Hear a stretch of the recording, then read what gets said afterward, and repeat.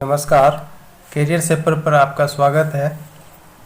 मैं हूं सुभाष पोद्दार। ये सेट इंडियन इकोनॉमी पर बनाया गया है, मात्र 10 प्रश्नों का सेट है और ये एग्ज़ाम पर्पस से लाया गया है और बहुत ही शानदार है।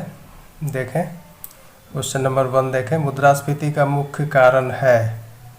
ऑप्शन देखें, अतिरिक्त कुल डिमांड, एक्सेस एग्रीगेट डिमांड, आर्थिक वृद्धि काफ़ी तेज, economic growth too fast, cost push कारक, आपूर्ति पक्ष के कारक यानी सप्लाई साइड फैक्टर।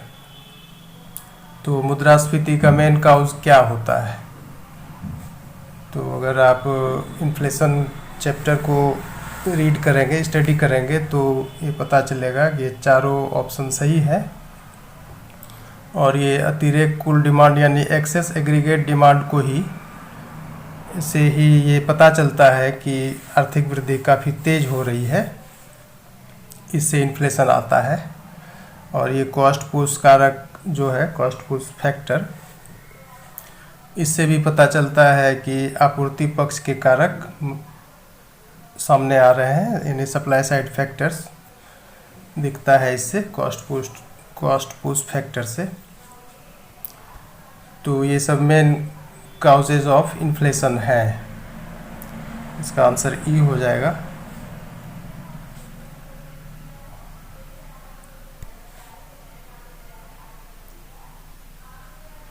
दो नंबर देखिए, इससे मांग खिंचाव मुद्रास्फीति नहीं होता है, यानी demand pull inflation. Demand pull inflation में क्या होता है, जो एग्रीगेट डिमांड होता है, उसको शॉर्ट में एडी बोलते हैं, वो फास्ट ग्रो करता है एग्रीगेट सप्लाई से। यानी जितना काट छाट के डिमांड आया वो सप्लाई से अधिक दिखता है, बढ़ता हुआ, ग्रो करता हुआ, और ये रैपिड ग्रोथ को दिखलाता है। अच्छा, ये देखें, ब्याज दरों में कटौती, बढ़ी हुई मुद्रा आपूर्ति, उच्चतर मजदूरी, मूल्यवर्धित कर में बढ़ोतरी नहीं पूछ रहा है। तो ऊपर के तीनों ऑप्शन जो है, इससे डिमांड पुल इन्फ्लेशन होता है। और ये जो डी नंबर ऑप्शन है, इंक्रीज इन वैट, इससे नहीं होता है, इससे कॉस्ट पुश इन्फ्लेशन होता है। तो आंसर इसका डी हो जाएगा।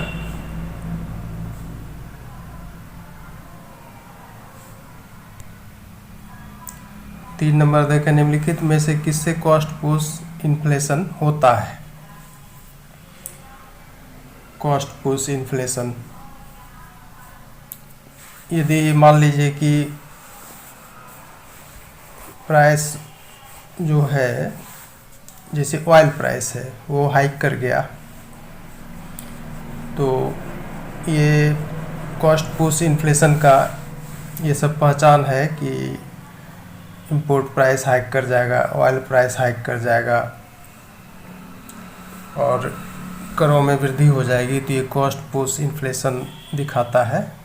तो देखें, उच्चतर मजदूरी, अवमूल्यन, इंक्रीज इन वैट, मुद्रास्फीति अपेक्षाएं। तो इसमें भी चारों ऑप्शन सही है, इसी से कॉस्ट पुश इन्फ्लेशन होता है। वेज अगर हाई हो जाए पहले की तुलना में, फिर अवमूल्यन हो जाए, वैट में वृद्धि हो जाए और मुद्रास्फीति की अपेक्षाएं दिखे। ये क्या होता है, मुद्रास्फीति की अपेक्षाएं? ऐसा होता है कि जब एक बार मुद्रास्फीति सेट कर जाता है तो उसे हटाना मुश्किल हो जाता है।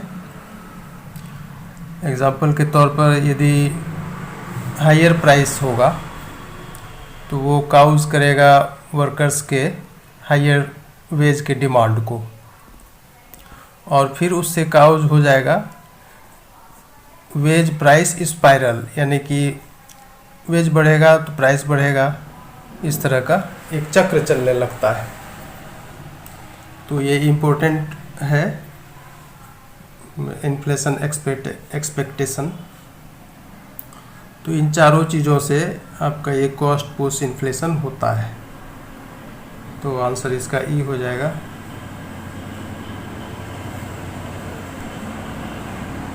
चार नंबर देखें, निम्नलिखित में कौन से कारक डिमांड पुल और कॉस्ट पुश मुद्रास्फीति लाने में भागीदारी निभाते हैं।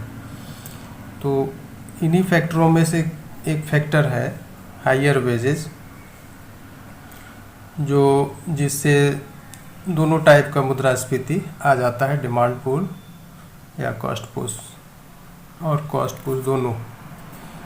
तो हायर वेज इसका आंसर होगा, ये तीनों नहीं होगा। 4 का ए हो जाएगा आंसर।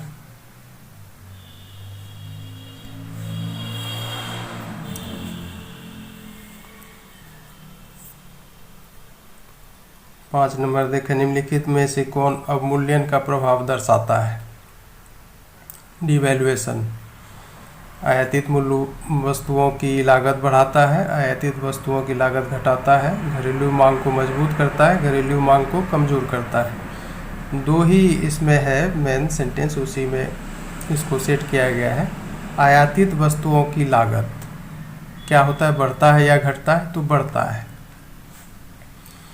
और फिर घरेलू डिमांड, घरेलू मांग, ये मजबूत होता है या कमज़ोर होता है, तो मजबूत होता है। तो ए और सी इसमें सही है, इसका आंसर भी ई चला जाएगा। ये सब प्रश्न अच्छा है, पूछ सकता है ये सब।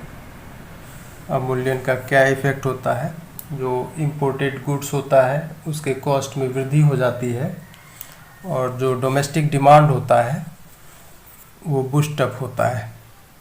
तो ए और सी इसमें सही है। 6 नंबर देखें, बढ़ती हुई मजदूरी राइजिंग वेजेस क्या करता है, फर्मों की लागतों को बढ़ाता है, घटाता है। सी देखें, उपभोक्ताओं के डिस्पोजेबल इनकम को बढ़ाता है, घटाता है। तो इसमें भी दो ही सेंटेंस है, उसी में सेट किया गया है। फर्मों की लागत क्या होगा, बढ़ेगा या घटेगा, ये राइजिंग वेजेस से। तो फर्मों की लागत बढ़ती है इससे, ए सही है, बी गलत है। अब है कि उपभोक्ताओं की डिस्पोजेबल इनकम वो बढ़ता है या घटता है, तो वो भी बढ़ता है। तो इसमें भी ए सी सही हुआ, आंसर इसका भी ई जाएगा।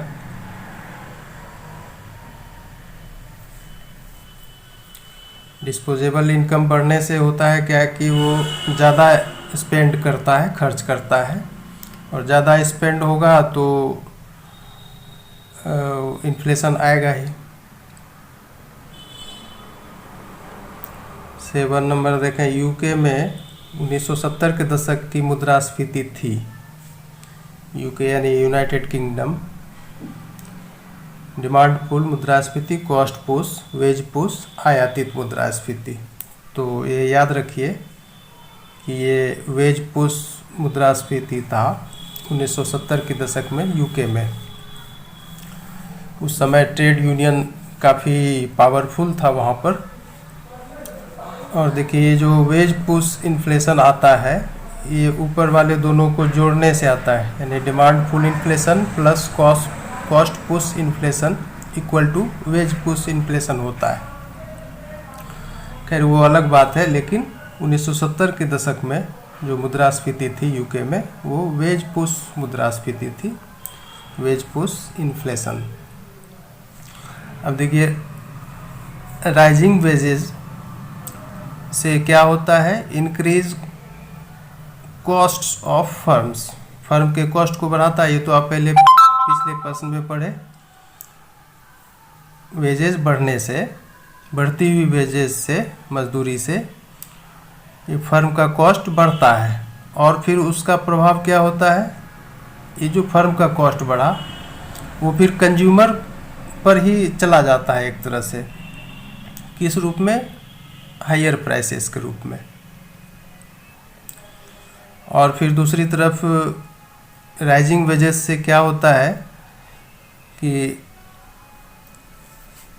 ये कंज्यूमर्स को बढ़ी हुई डिस्पोजेबल इनकम देता है, ये भी आप पढ़ चुके हैं। और इससे क्या होता है, ये काउज करता है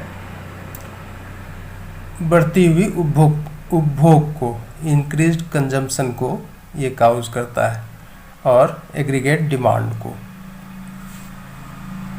तो इस तरह से इसका आंसर सी हो जाएगा, वेज पुश इन्फ्लेशन।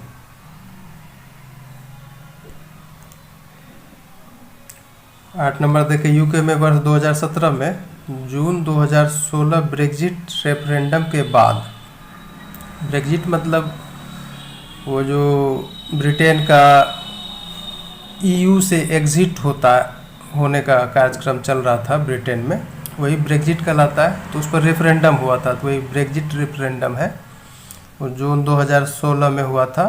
तो उसके बाद वर्ष 2017 में किस प्रकार की मुद्रास्फीति आई थी, ये देखिए उसमें कॉस्ट पुश मुद्रास्फीति आई थी वहाँ पर, तो इसका आंसर बी हो जाएगा। और उसमें क्या हुआ था कि स्टर्लिंग जो है वहाँ का करेंसी, वो एक बार फिर 13% से गिर गया था, तो इस कारण वहाँ कॉस्ट पुश मुद्रास्फीति आई थी। उससे क्या होता, कॉस्ट पुश मुद्रास्फीति में कारक क्या होता है कि ऑयल प्राइस बढ़ जाएगा, टैक्स का रेट बढ़ जाएगा, फिर इंपोर्टेड गुड्स का कीमत बढ़ जाएगा, ये सब होता है। तो इसका आंसर बी हो गया।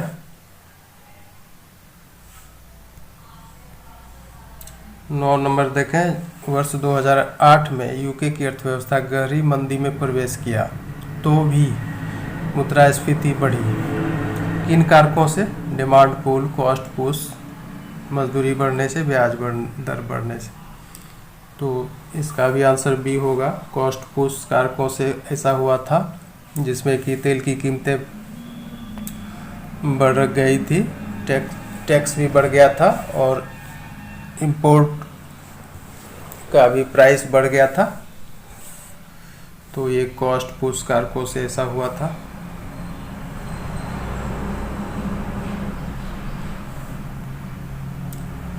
दस नंबर देखें, दौड़ती हुई मुद्रास्फीति का परास है, किस रेंज में ये रहता है, रनिंग इन्फ्लेशन? तो ये रहता है 10 से 20% में। और ये जो ए नंबर ऑप्शन है 2 से 10%, ये वॉकिंग या मॉडरेट इन्फ्लेशन का रेंज होता है, और 10 से 20% का रेंज दौड़ती हुई मुद्रास्फीति में होता है। आंसर इसका डी हो गया। तो इस तरह से ये छोटा सा सेट समाप्त होता है। आप इसे रिवाइज करें, ये काम आएगा एग्ज़ाम में, और फिर फीडबैक भी दें। तब तक के लिए गुड डे।